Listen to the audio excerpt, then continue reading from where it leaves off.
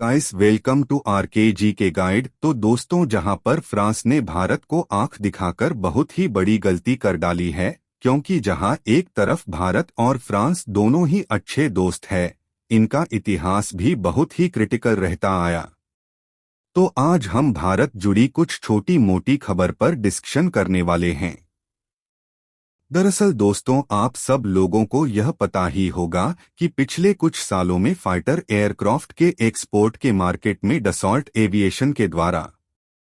Construction किया हुआ Rafale aircraft का डिमांड बहुत ही ज्यादा बढ़ रही है, और कई सारे देशों के द्वारा जहां पे राफेल एयरक्राफ्ट को काफी बड़े मात्रा में खरीदा जा रहा है, तो वहीं पर ही रिपोर्ट के मुताबिक इस ऑन ऑर्डर के कारण अब डसॉल्ट एविएशन के पास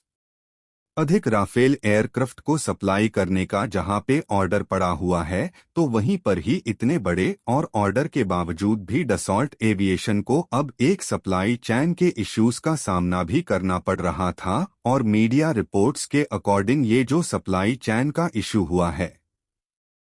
ये डसॉल्ट एविएशन के लिए एक बहुत ही बड़ा चैलेंज भी बन सकता है। और पर वहीं पर यह भी दावा किया जा रहा है कि इस चैलेंज से फ्रांस को या फिर कहे तो डसॉल्ट एविएशन को केवल मात्र भारत ही बाहर निकाल सकता है।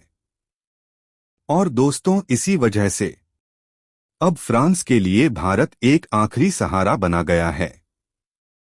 और दोस्तों, मैं ये इसीलिए कह रहा हूं क्योंकि अब हाल ही में ही डसॉल्ट एविएशन के सीईओ एरिक रेपियर के तरफ से मीडिया को यह भी बताया गया है कि कंपनी के सामने एक बहुत बड़ा सप्लाई चेन का इशू पैदा हुआ है।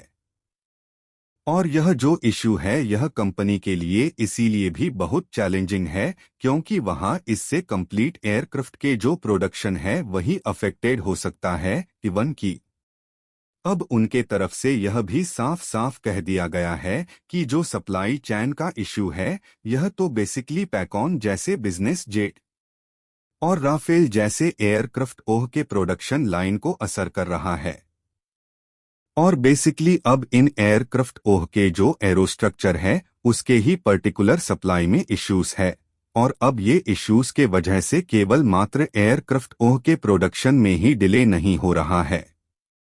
बल्कि दोस्तों इन एयरक्राफ्ट को जो अलग अलग कस्टमर को सप्लाई किया जाना है, जिसे लेकर ऑलरेडी डसॉल्ट एविएशन के कमिटमेंट फ्रॉम दी साइड किया जा चुका है, वो भी अफेक्टेड हो सकता है।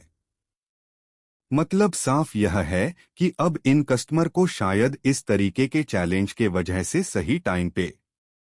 एयरक्राफ्ट का डिलीवरी ना किया जा सके।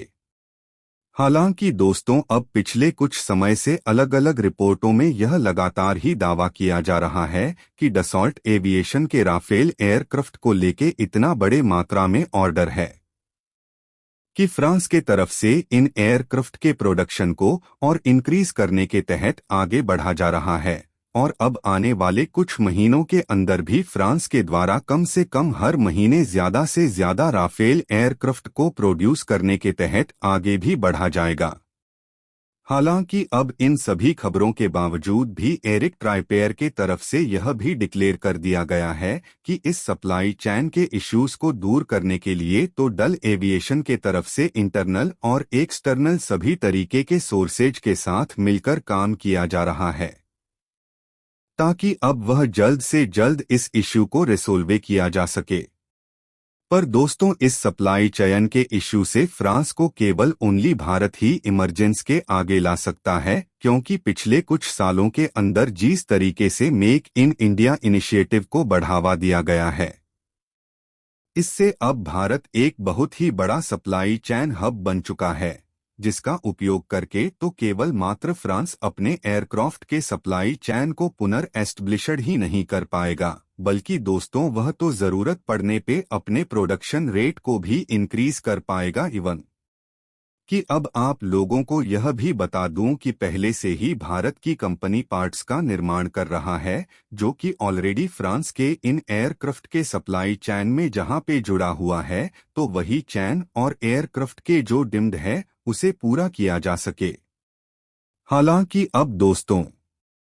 यहाँ पे आप लोगों को यह भी जान के रखना चाहिए कि फिलहाल डसॉल्ट एविएशन के पास करीब करीब एयरक्राफ्ट का ऑर्डर ऑलरेडी बुकड पड़े हैं, जिनमें से तो केवल और केवल एयरक्राफ्ट एक्सपोर्ट ऑर्डर है, मतलब कि यह विदेशों के लिए है। और 64 एयरक्राफ्ट असल में French air force and space force के लिए हैं। और दोस्तों, इस तरीके से अगर सप्लाई चेन में इश्यूज आता है तो अब इससे फ्रेंच एयर फोर्स जहां पे कमजोर होगा, तो वहीं पे ही डसोल्ट एविएशन का मार्केट के अंदर जो नाम है वह भी खराब होने लग गया है।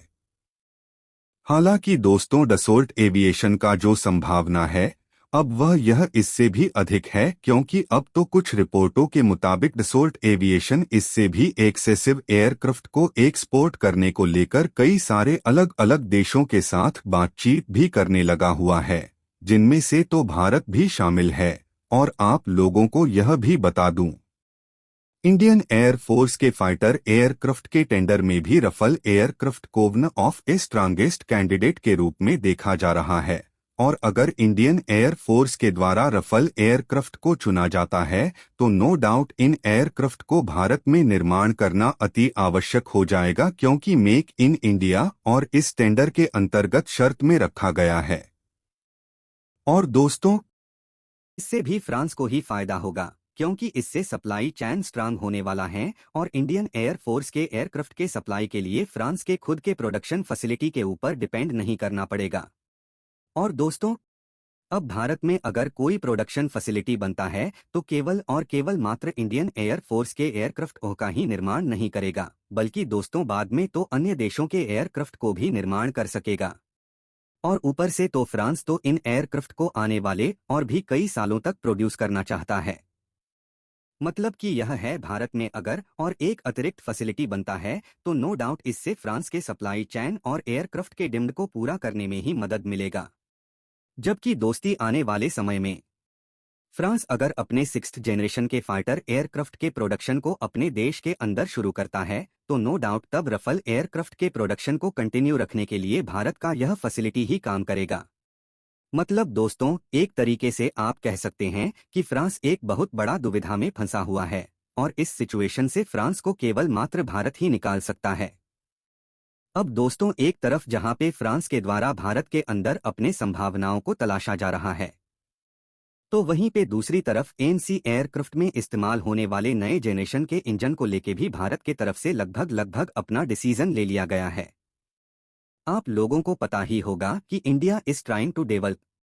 ए hundred 10 to hundred 20 kilo newton thrust engine for the AMC A market aircraft है जैसी कंपनी के साथ भारत बातचीत कर रहा है। और रिपोर्ट के मुताबिक जल्द ही एएमसी एयरक्राफ्ट के इंजनों के पार्टनर को लेके एक बहुत बड़ा डिसीजन किया जा सकता है।